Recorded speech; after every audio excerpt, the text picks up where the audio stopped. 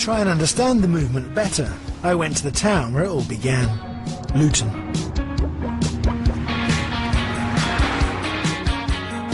Luton has had a very diverse population for the last 60 years. It's also the town where my family are from. I visited often when I was growing up. This is Luton town centre, and what happened here in March of last year is what led to the founding of the English Defence League.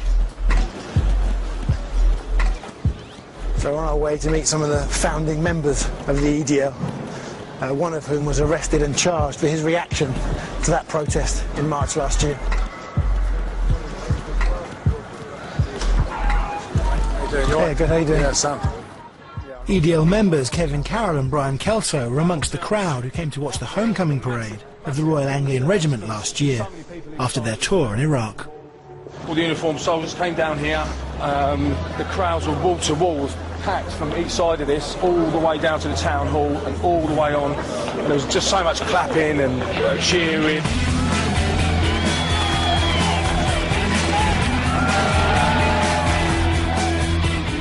The little kids on the shoulders of their parents waving the flags. It's a great atmosphere. It was electric.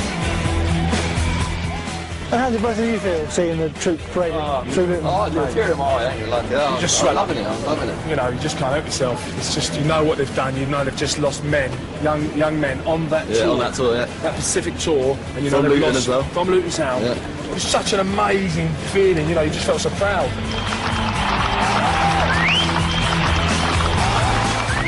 The parade was going smoothly until Kevin noticed something strange going on through the viewfinder of his camera. I saw them through the camera first. I heard the commotion, but I thought it was cheering at first. But then I realised, no, something's not right.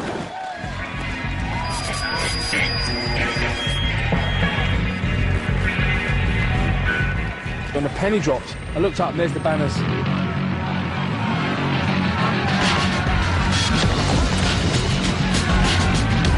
Rapists, butchers of Basra, murderers, terrorists, British government go to hell.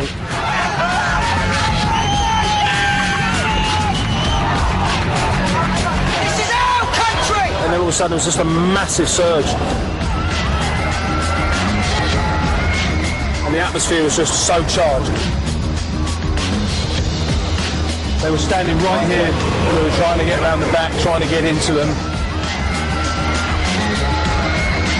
We just ran at them, it was all, you know, you fucking wankers, you scum, you know. It was a murderous atmosphere. And there was men, women, different colours, creeds, young, old. There was nothing racist about it. There was nothing racist about anything. It was just pure rage, outrage. I mean, it's just a good old-fashioned British punch on the nose, if you like. Not that we're condoning going around punching people on the nose, but, you know, for such an offence, that would have been sufficient justice straight on the nose, you know. And that's just how people felt on the day.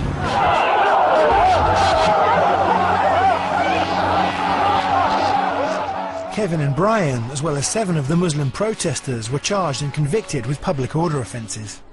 All are appealing.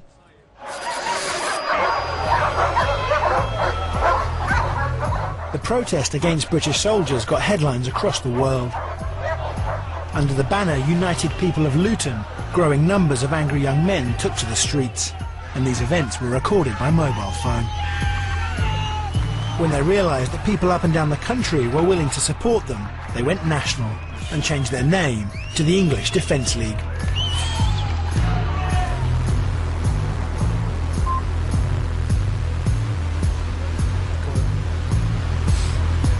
I wanted to meet the leadership of the EDL, but it was proving more difficult than I thought. How you doing? Yeah, good. Where? After many phone calls and several no-shows, I was eventually invited to the EDL HQ in Luton to see some of the organisers preparing the banners for their next demonstration. Yeah. Oh, so your guys... But there was some reluctance from them about appearing on camera. We're going to wait in our car, and someone's going to come and pull up next to us and lead us to the EDL HQ in Luton.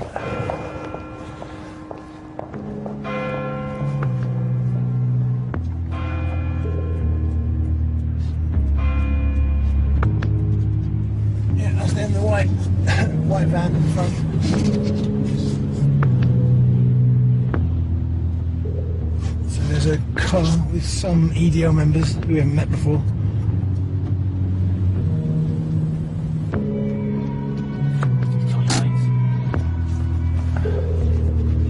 But when I got to the warehouse... I get off this whole faces here. Pull that can away. No one was willing to appear on camera unmasked.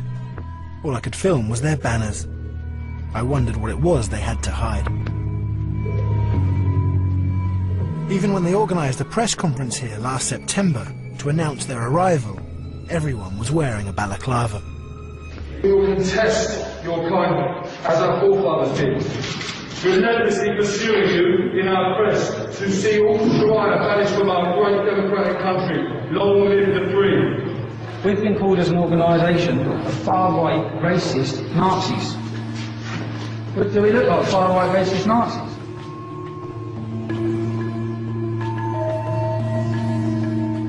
That message that we hate Nazis and we will stand up against Islamic extremists in this country.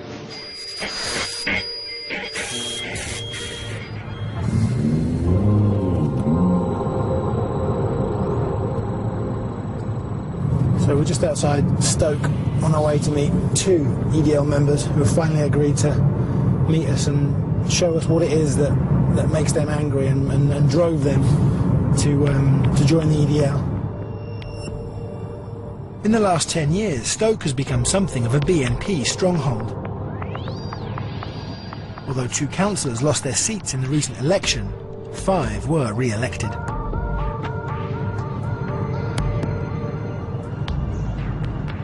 Somewhere up here, oh here, there's a pub, which is where we're meeting Lee. But strangely, this isn't idyllic looking village. How you doing, you alright? Alright, mate. Yeah, good, how are you? Yeah, I'm alright, thank you very much. Yourself? Lee is 22 years old and unemployed. This looks lovely around here. Yeah, it's a nice little village. He doesn't fit the stereotype of a right-wing hooligan. You know, I've never really had a fight in my life, you know, and I don't plan on it. I'm not that type of person. That wasn't obviously why I joined the EDL. Like many EDL members, Lee joined up through Facebook, where he met Gaz, who set up the Stoke division last September. Oh, is that him on the motorbike? Yeah. Yeah, there he is. How are you, fella? How are you, mate? Despite having a trade as a mechanic and having been employed all his working life, Gaz is far from prosperous, or even comfortable. I went to college for 5 years, mate. I did my diploma and all this mechanical crap, you know what I mean? And thought I was going to be rich, mate, you know what I mean? It's not the case. I'm no better off than someone on the dole who's got 2-3 kids. Their story is common in towns like Stoke, where traditional industries have collapsed and the new ones are employing people with an entirely different set of skills in high-tech industries. See all these houses here? Yeah. They were all factories here, these were. That one there used to be a big kiln where all these flats were, and that was only in the last 2 years they've done that. This was your booming pub, this was, like all your working lads used to go in there. So all the pubs are closing down? Yeah. Oh, yeah, it's completely... Well, your working class guy can't afford, can they? Most of them's done a drink. This was meant to be Great Britain, and it's not great anymore, is it? It's all shit all. Sad, mate. Real sad it is. So you're both still very young. What do you think your prospects are? This is it, isn't it? It's just getting worse and worse and worse. It's not something that's just going to go away. It's only getting worse and worse and worse. I won't have kids, mate, because I've got no future. My lady's on at me to have kids, mate, and I said there's no way. There's no future, is there? The only way, what you're going to do? Hope they'll move off